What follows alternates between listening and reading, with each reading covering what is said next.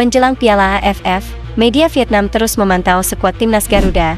Seperti tidak mau kecolongan lagi saat kualifikasi ronde 2, Vietnam berhasil ditekuk Indonesia di kandang mereka sendiri.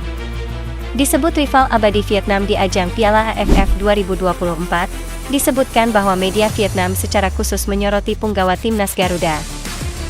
Saat ini timnas Garuda sudah mengumumkan skuad sementara untuk ikut di ajang AFF 2024, yang akan digelar pada 8 Desember hingga 5 Januari.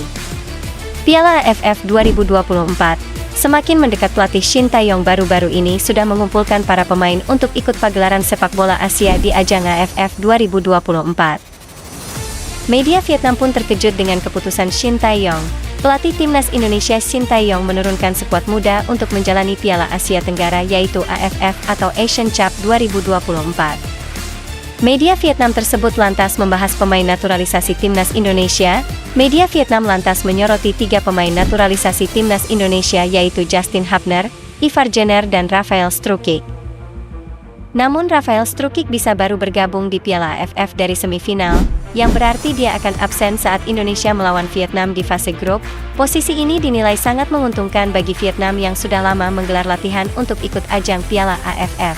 Pelatih Vietnam Kim Sang-sik yakin bisa mengalahkan timnas Indonesia tanpa pemain naturalisasi mereka di Piala AFF.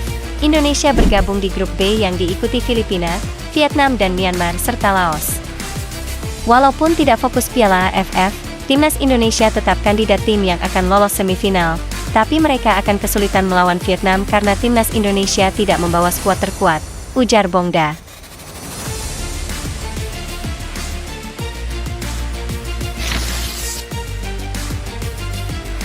Sementara itu timnas Indonesia turunkan skuad muda. Erick Thohir inginkan yang terbaik untuk menjalani debut di Piala AFF mendatang.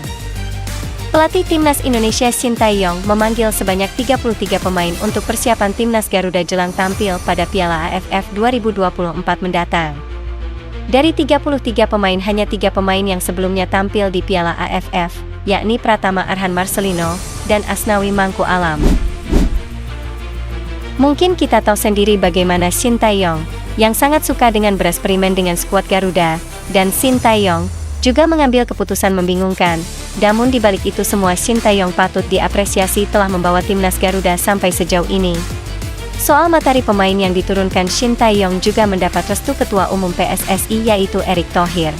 Meskipun demikian ia berharap skuad Garuda tetap bisa memberikan hasil yang terbaik. Ya sama targetnya kalau ikut, kita harus berikan yang terbaik.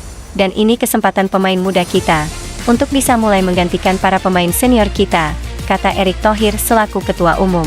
Pria yang juga menjabat sebagai Menteri BUMN tersebut berharap pemain timnas ini sekaligus sebagai persiapan tampil di SEA Games Thailand 2025.